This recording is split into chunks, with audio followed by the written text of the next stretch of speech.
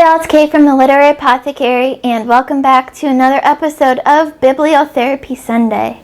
So today we're going to talk about the common cold and the 10 best novels to read when you've got a cold. Now, I talk about this now because we're still in the pandemic. We're still dealing with COVID-19 and the variants of that, and a lot of the symptoms of COVID-19 are your typical common cold symptoms, just exaggerated a little bit. And so I wanted to talk about the Novel Cures recommendations for the 10 best novels to read when you've got a cold.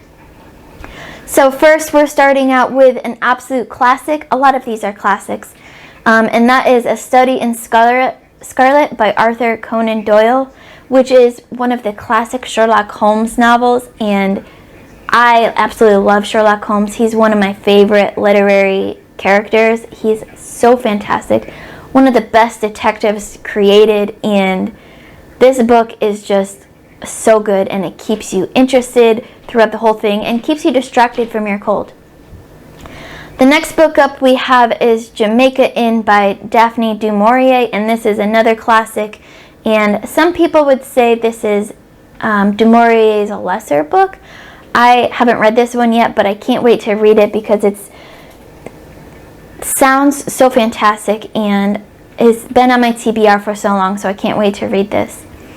The next book up we have is The Princess Bride by William Goldman. A lot of people don't realize that this was a book first before it was a classic movie, and this book, for a lot of people that grew up with it, is just comfort in itself. So when you're sick, a lot of people like to go back to their comfort reads, and that's one of my personal recommendations for when you have a cold or when you're sick or going through different ailments, is find your comfort reads. Go back to your comfort reads. For a lot of people, that's The Princess Bride by William Goldman. Next up, we have Journey to the River Sea by Ava Ebbston. And this is a children's book, a classic children's book, an adventure story, and it takes you away from the everyday world, your real world, your colds, your symptoms, your grumpiness, and brings you into this adventure story and transports you to a whole different world. Next up, we have Comet in Moominland by Tove Jansson, and I'm going to say this is a second book in a series, so you'll want to read the first book first if you haven't already. This is another adventure story that will take you away from your current world and into a whole different world and just take your mind off of that. The next book up we have is one of my favorite books, and a book that I've talked about so many times on this channel, and if you've seen my videos before, if you're one of my friends on here, you'll know exactly what this book is. That's The Secret Life of Bees by Sue Monk Kidd. This is one of those books that I will read every year.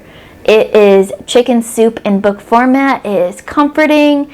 It deals with emotions so well, and it kind of just makes you rethink your life in terms of other people's lives. You see other people's lives and you think, is my cold really that bad? And it's just so well written, and I just love this book so much. I talk about it all the time because it's one of my favorites, and it feels like, to me, one of those books that everyone should read at some point in their life. Next up we have How Stella Got Her Groove Back by Terry McMillan. This is a classic, a comfort read. It's fun, and it's great to see. It's one of those books where you see a woman struggling, but then she succeeds, and it just makes you feel better about life in general, about people, about your own life, and I feel like it's a great comfort read for when you're sick. Then we have The Lost Art of Keeping Secrets by Ava Rice, and this is a historical fiction book about post-war, I think World War II, London. Penelope is our main character, and her family are struggling to keep their ancient home. They have this home that has been passed down through generations in her family, and now they're struggling after the death of her father to keep that, and throughout the whole book we see them struggle to keep this and what the ends that they go through to keep this home in their family. And the next book up we have is The Devil Wears Prada by Laura Weisberger. If you've seen my review before, you know that I wasn't a big fan of this book, but I think For a lot of people, this is one of their guilty pleasure books, and a guilty pleasure is also a great book to read when you're not feeling well, because you just want to read something fun, something that takes your mind off of things, and guilty pleasures are great for that.